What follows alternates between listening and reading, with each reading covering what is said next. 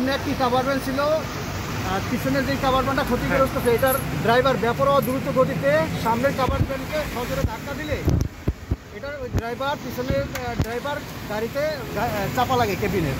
পরে আমরা তাৎক্ষণিকভাবে ঘটনাস্থলে আসি, ফায়ার সার্ভিসকে সংবাদ দেই। আমরা সংবাদ হওয়ার সঙ্গে সঙ্গে আমাদের জনবল নিয়ে উদ্ধারকর্মীর ঘটনাস্থলে পৌঁছানোর পর আমাদের যন্ত্রপাতি স্পিডার, কাটার এবং র্যামজ্যাক সহকারে ব্যবহার করে আমরা উদ্ধার করে আমার হসপিটাল যোগে, এই অ্যাম্বুলেন্স যোগে হসপিটালে প্রেরণ করি।